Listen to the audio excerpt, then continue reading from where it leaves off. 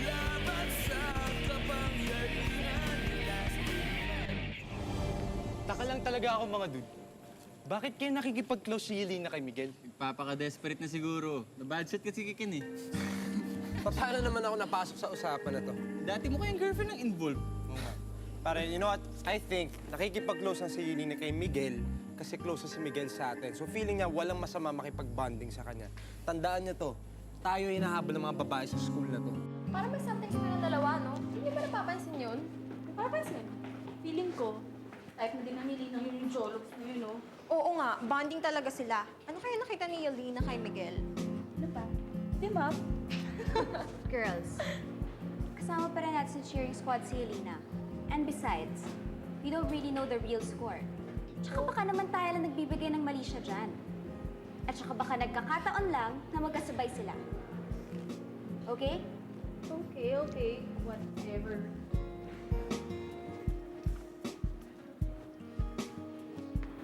So, yan ba ang sinasabi mong walang mali siya?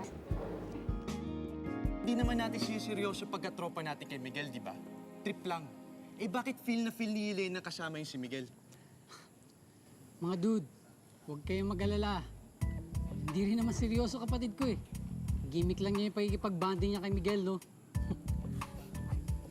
Ryan, parang may hindi ka sinasabi sa amin.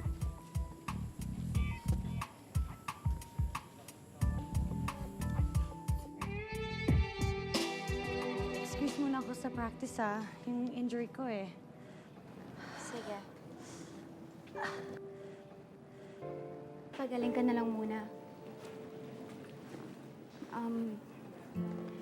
I hope you don't mind, ha? Okay lang ba kung may sabihin ako sa'yo? Oo naman. Bakit may problema ba? Actually, meron. Si Miguel. Miguel, paano naman siya naging problema? Yelena, alagaan mo naman yung reputation mo. Alam mo, ayoko talagang makialam sa'yo eh. Pero kung pwede lang sana, huwag kang makibanding dyan sa Miguel na yan. Okay naman siya. Okay ka lang? Alam mo, ang dami-daming lalaki dito sa school. Pwede ka namang mamili eh. Basta lang, pumili ka ng ka-level mo. And don't hang out with janitors.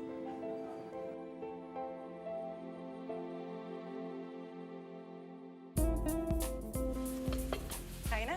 Nako, ang dami niyo naman buong in-order. Baka hindi natin maubos yan. Gusto ko lang siguraduhin na mag-enjoy ka sa company ko, Dolores. So, masarap na ulam lang ho ba ang katapat ko? Alam mo, hindi ako magsisinungaling sa'yo. Kasama to sa panliligaw ko sa'yo para ibenta mo na sa amin ang hotdog ni Kaloy. Naku, doktora, hindi naman mahina ang pick-up ko, no?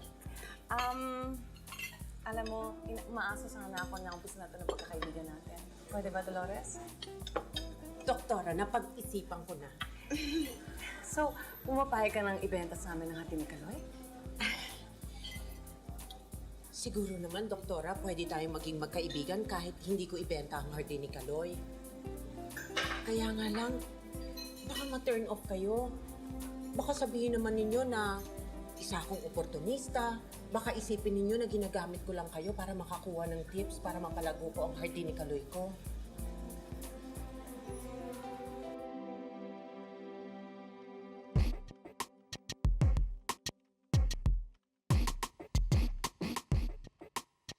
Di mo na kasi alamin ni Lastic Man kung bakit nawawala si Susan.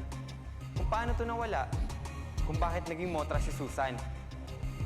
Pag na-trace niya ang pagkatao ni Susan, siguradong matitrace niya rin kung saan siya pwede matagpuan. Kung malalaman lang ninyo ang kwento bago na itayo ng asawa ko ang hardin ni Kaloy, maiintindihan niyo ko. Diyan nga ako hanga sa'yo eh. Wala na si Kaloy, pero nararamdaman ko pa rin yung pagmamahal mo sa kanya. Ay naku, doktora. Wala na akong mahanap na katulad niya. Bait-bait niya. Mapagmahal. Responsable. Very understanding. Sayang at maaga siya nawala sa'yo. Ganyan talaga ang buhay. Ang kapalaran. Wala tayong magagawa. Naiintindihan kita, Dolores. Maraming salamat, Doktora. Salamat na naiintindihan ninyo na hindi pwedeng tumbasan ng 3 million pesos ang lahat ng pinaghirapan ng asawa ko. Thank you. Paano natin hanggang yung 3 million pesos? Jared, hindi lahat ng tao nasisilaw sa pera. Ano bang pinagmamalaki nila? Hindi naman sila mayaman. Sa bagong unlad lang sila nakatira. Hindi lahat sumasama sa pera, Jared. May mga ibang mas importanteng bagay kay Dolores. Kahit sa bagong unlad lang yung bahay nila. Tell me. Ayaw niya mawala sa kanya yung hardin. Remembrance sa kanya ng asawa niya. Naalala niya yung pinagsamahan nila. Pag nakikita daw niya yung hardin, naalala niya na dapat siya magsumikap at huwag mag-give up sa buhay. Honey, you know that's bullshit. Lahat ng bagay dito sa mundo may katapat na pera. Well, she just turned down her offer, Jared. It's okay, honey. Actually, hindi pa naman tapos ang laban eh. Nag-uumpisa pa lang. Taasan natin ng offer. Triple it kung kinakailangan. Tingnan ko kung gaano katatang pagkakapi ni Dolores Hardin. Sis, Alam mo kung paano ko nakuha yan? clumsy ka naman talaga eh. Sa kakadikit kay Miguel. Kala ko, parte lang yan ng arte mo, kaya nagpabuhat ka pa kay Miguel. Eh, masakit talaga siya kanina eh. So, kamusta na yung laro ninyo ni Miguel? Ayun, masaya naman siya. Ryan, ako ginagawa ko yung part ko. Ikaw, hindi ko nararamdaman na nilalakad mo ako kay Ken eh. Para sa kanya, parang multo lang ako. Hangin. Ghost ka pala eh. Eh di magparamdam ka. Hanggang kailan ko pa ito gagawin? Hanggat sinasabi ko.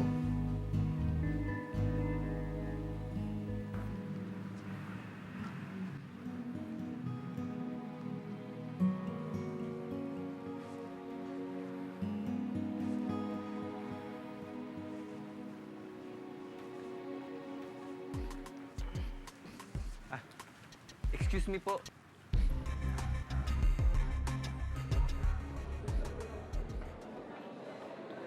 Okay, people, settle down, settle down. As you know, pumili kahapon ang mga officers ng College of Mass Communications para sa representative nila para sa Mr. and Miss Pearl of the Pacific University. At ang napili ay sina Miss Yelena White.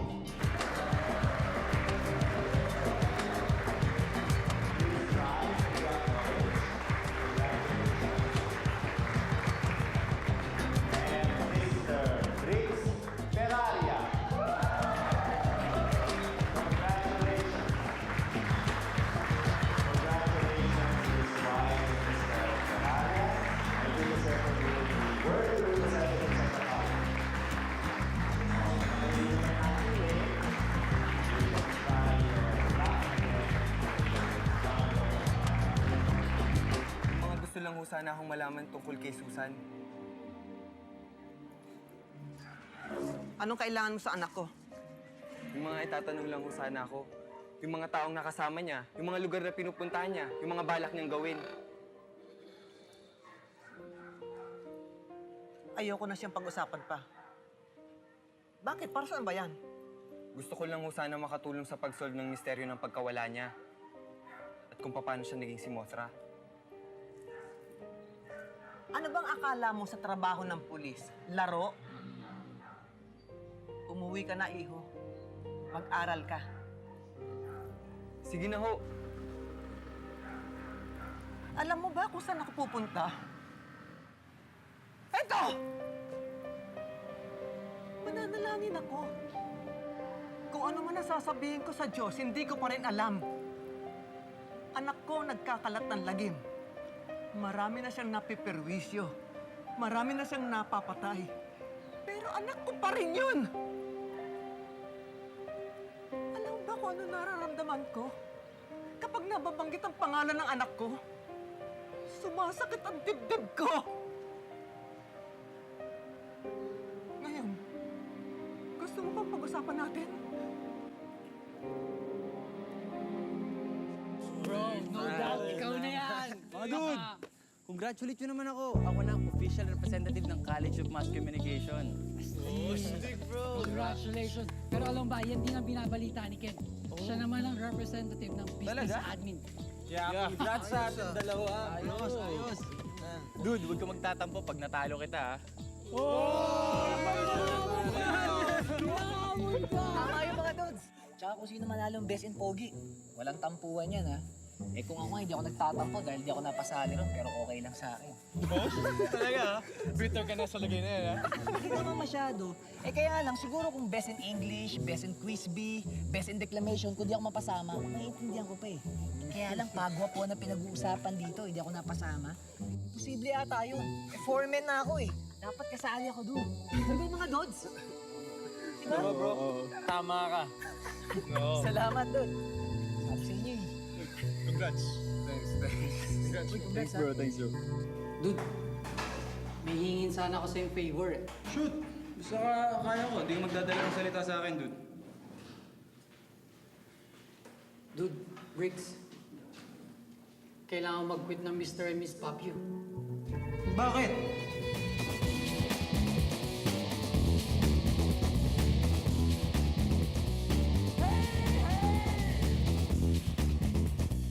Dude, gusto sumali ni Bricks na Mr. and Miss Papio. Siya best bet ng college, kailangan natin siya suportahan. Dude, man, i-explain ko muna. Oo, hiningi ko kay Briggs na mag-quit siya. Totoo yun. Pero hindi ibig sabihin nun, nilalaglag ko na siya sa grupo. Na ayoko na sa kanya. Sige, enlighten us. Gusto ko sanang si Miguel ang pumalit sa kanya eh. As college rep. Dude, don't tell me sumasakay ka sa ilusyon ng Miguel na yun. Papapalitan mo ko si janitor na yun? Seryoso ako. Bakit? Ano ba plano mo?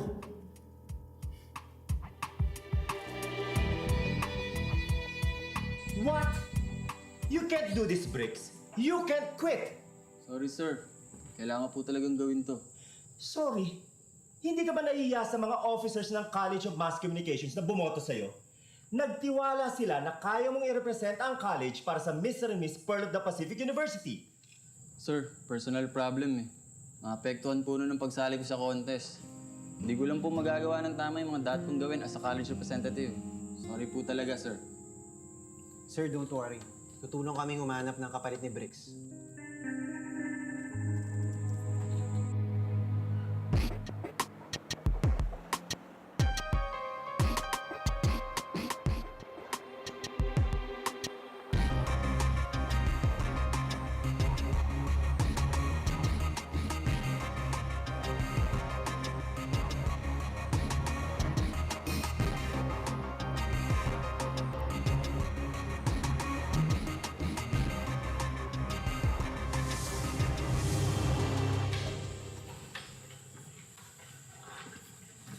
Mga dude, thank you.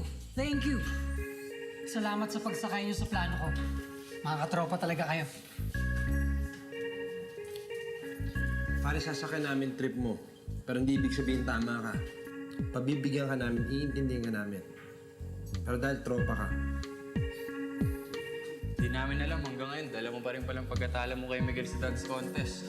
Mga dude, pinahiya niya ako sa contest. At dahil doon nasupalpal ako ng mami ko.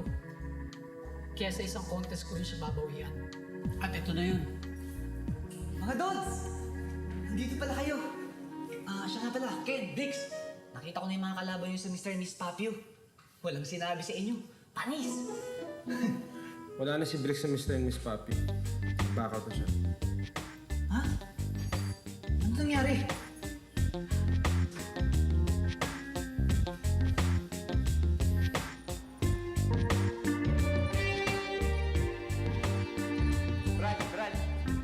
Brad, sandali.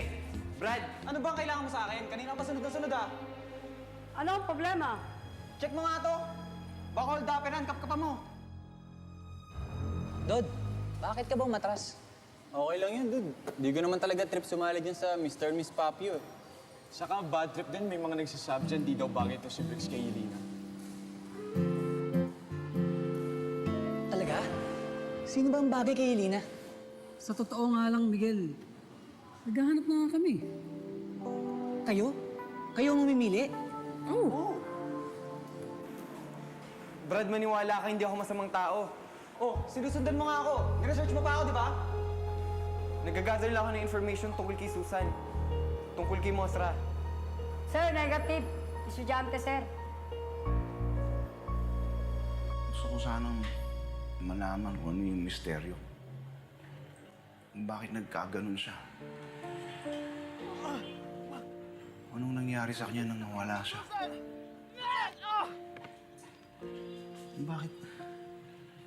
Bakit nang magpakita siya isa na siyang babaeng paru-paro? So, nasabi niyo, Hong, nagkaharap kayo ni Mosra? Oo. Gusto ko sana siyang kausapin. Para ipaalala sa kanya na siya pa rin si Susan. At hindi siya dapat gumawa ng masama. Pero hindi na niya ako nakilala eh.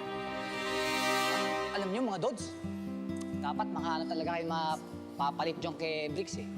Dapat yung papalit sa'yo, Briggs, yung bagay talaga kay Lina. Tsaka yung dapat, handang-handa siya. Kailangan makahanap kayo ng lalaking bagay sa kanya. Sino nga ba talagang babagay sa kapatid ko?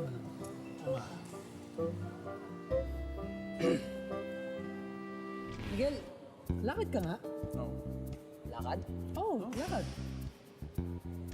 Papunta ron? Oo.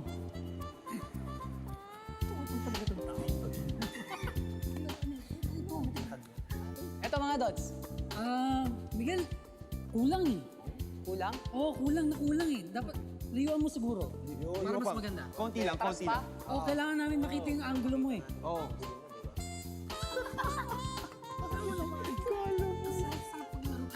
Dods, eto. Layo pa siguro? Oo, kulang eh. Layo pa? Oo, kulang na kulang eh. Lagyan mo pa ng dating.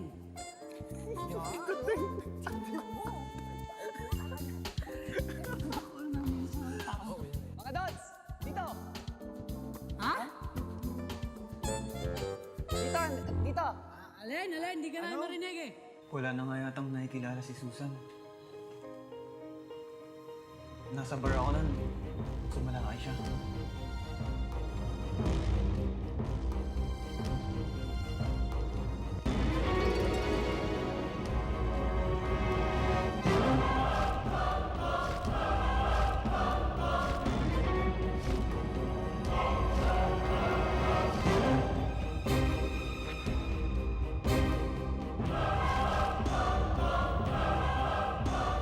Susan!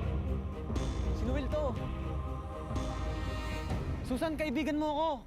Kung hindi ako nakatakbo nun, ewan ko. Baka isa na rin ako sa mga namatay. Posibleng nawala na sa kanya yung memorya ni Susan. Na napakahirap paniwalaan. Ayon kasi sa mga pag-aaral, yung mga mentally retarded, yung may grabing Alzheimer's disease, hindi completely nawawala yung memorya nila. Ang ibig ko sabihin, somehow may natitirang katinuan. Depende na lang sa kanila kung paano nila i-take to. Yung iba nagiging bayolente. Yung iba natatahimik. At minsan, wala lang talaga. Okay ba yun dun? Yung dulo? Oo, pero kulang pa rin eh. Ikot ka. Ikot? Oo, try mo lang. Ikot. Oo, yun. Umikot ka. Ikot. Ayun. Okay ba? Alam mo, Miguel, Kulang. mali eh. Mali? Ganito, gayahin mo ako ah. Yun eh. Yan. Yan, si Ganyan. May dating. Oo. Diba? Tapos daw mo yung press. Sige, ikaw.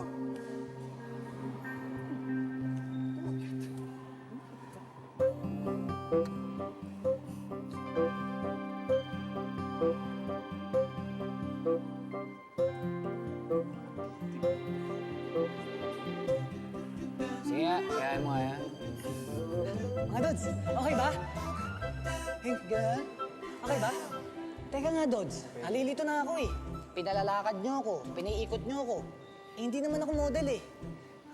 Pang model lang. Sorry ko po.